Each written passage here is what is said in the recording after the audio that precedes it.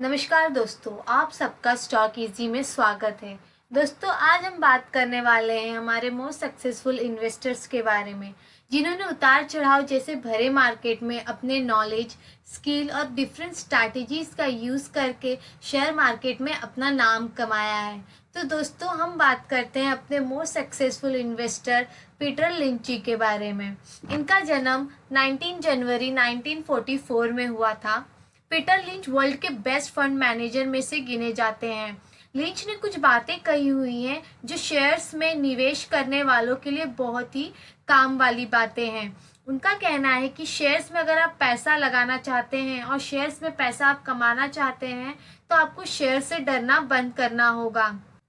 Peter lynch कहते हैं कि शेयर मार्केट में निवेश करने के लिए हर पर्सन के पास दिमाग होता है। अगर आप 5वीं क्लास के मैथ्स को सॉल्व कर लेते हैं तो आप शेयर मार्केट में निवेश कर सकते हैं।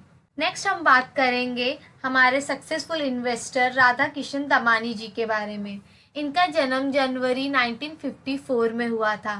राधा किशन दमानी को लोग मिस्टर वाइट और वाइट भी बोलते हैं।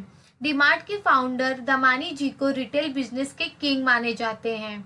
राधा किशन दमानी शेयर मार्केट में 32 की उम्र में उन्होंने एंट्री ली थी। राकेश झुनझुनवाला ने उन्हें स्टॉक मार्केट का गुरु बोला है, क्योंकि उन्होंने बहुत ही कम टाइम में शेयर बाजार में अपनी पहचान बना ली थी।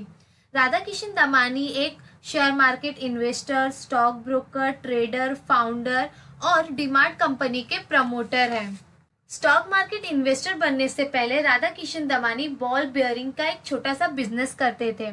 शुरुआत दिनों में उन्होंने ट्रेडिंग करके एमएनसी कंपनी में अच्छा प्रॉफिट बनाया। फिर 90s के दौरान में हर्षद मेहता मार्केट को मैनिपुलेट करने लगा। उस दौरान राधा किशन दमानी ने शॉर्ट सेलिंग करके अच्छा प्रॉफिट कमाया था। हर्षद ने एसीसी का स्टॉक कुछ ही महीनों में 200 से काफी ऊपर प्राइस में पहुंचा दिया था। उन स्टॉक के फंडामेंटल उनके लगातार बढ़ते प्राइस से मैच नहीं हो रहा था। फंडामेंटल में ज्यादा चेंजेस न होने से स्टॉक की प्राइस बढ़ती जा रही है, ये सब देख के मिस्टर दमानी हैरान रह गए। उनको अच्छे से पता था कि हर्षद मेहता उन स्टॉक को मैनिपुलेट कर रहा है और ये इतना हाई वैल्यूएशन पर ये स्टॉक टिक नहीं पाएंगे, और जैसे ही हर्षद मेहता के पैसे खत्म हो जाएंगे उसके बाद वो स्टॉक के प्राइस नीचे आ जाएंगे। जिन स्टॉक को हर्षद मैनिपुलेट करके प्राइस बढ़ाते जा रहा था, उन स्टॉक में राधा किशन दमानी शॉर्ट सेलिंग कर रहे थे। पर राधा किशन दमानी को हर्षद मेहता के फंड के बारे में कोई आइडिया नहीं था कि हर्षद इतने सारे पैसे ला कहाँ से रहा है। हर्षद बैंक से कंटिन्यू पैसा ला रहा था और स्टॉक्स में हेवली इन्वेस्ट कर रहा था, जिसके कारण दमानी जी को लॉस भी फेस करना हुआ। और जब हर्षद मेहता का स्कैम एक्सपोज हुआ तो उन शेयर्स में भारी मात्रा में गिरावट आई, जिसके वजह से राधा किशन दमानी को अच्छा प्रॉफिट हुआ। इसके बाद राधा किशन दमानी का नेटवर्थ काफी बढ़ गया। अक्टूबर 2020 में राधा किशन दमानी का नेटवर्थ 15.4 बिलियन था। नेक्स्ट हम बात करेंगे वॉरेन बफेट जी के बारे में। वॉरेन बफेट के पिता स्टॉक ब्रोकर में सेल्समैन का काम करते थे, पर 1929 के ग्रेट डिप्रेशन के बाद उनकी जॉब चली गई। बाद में उन्होंने कुछ सेविंग कर रखी थी तो उन्होंने उससे अपना खुद का स्टॉक ब्रोकिंग फर्म शुरू किया। जहां वॉरेन की उम्र के लोग एंजॉय कर रहे थे, खेल कूद कर रहे थे, वहीं वॉरेन को नंबर के साथ खेलना बहुत अच्छा लगता था। उन्हें बुक पढ़ना, छोटे मोटे बिजनेस करना पसंद था। जब वॉरेन 7-8 साल के थे तब उन्होंने एक बुक पढ़ी थी जिसका नाम था 1000 वे टू मेक $1000। $1000 कमाने के 1000 तरीके होते हैं, और उस बुक में एक तरीका था पिन बॉल मशीन बिजनेस। तो उन्होंने देखा एक पिन बॉल मशीन खरीदने का कितना पैसा लगेगा और उस मशीन से प्रॉफिट कितना होगा और मशीन खरीदने में और कितना टाइम लगेगा।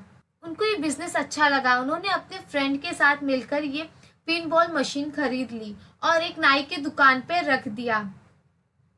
जो लोग वेट कर रहे होंगे वो अपना टाइम पास करने के लिए इसके साथ खेलेंगे।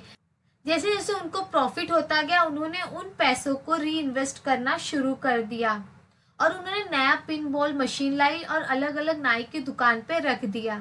उन्होंने इस बिजनेस से अच्छा खासा प्रॉफिट कमाया। ये बिजनेस को वॉरेन ने $1200 में बेचकर ही अपने बिजनेस स्किल को दिखाया।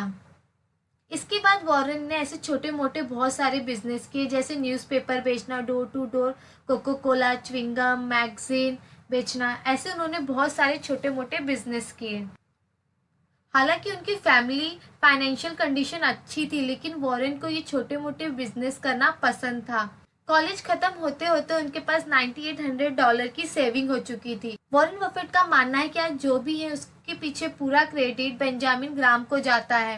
दोस्तों, बेंजामिन ग्राम भी शेयर बाजार के बहुत बड़े खिलाड़ी थे। शेयर मार्केट में निवेश करने की कला वॉरेन बफेट जी ने बेंजामिन ग्राम से ही सीखी थी।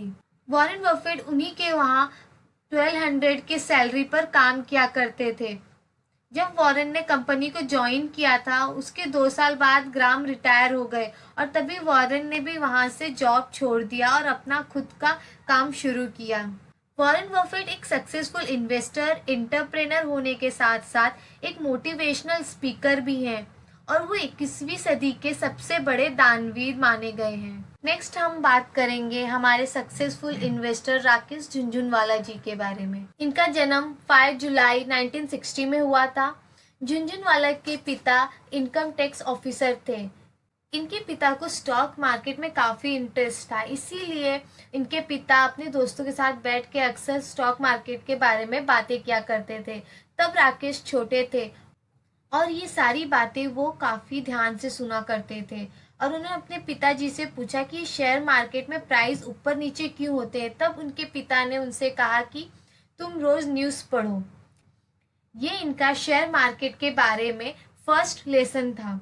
राकेश जी का कहना है कि आप अपनी गलतियों से सीख सकते हो। उनका कहना है कि मुझे भी अपनी गलतियों से बहुत सी बातें सीखने को मिली है। राकेश जी कहते हैं कि मैं शेयर बाजार में सिर्फ कंपनी के प्रमोटर्स को ब्लेम नहीं करता हूँ, मैं अपने आप को भी ब्लेम देता हूँ। प्रमोटर्स वही हैं जो मुझे पहचानना होगा और निवेशकों को निवेश करते हुए खुद पर भरोसा रखना ज़रूरी है।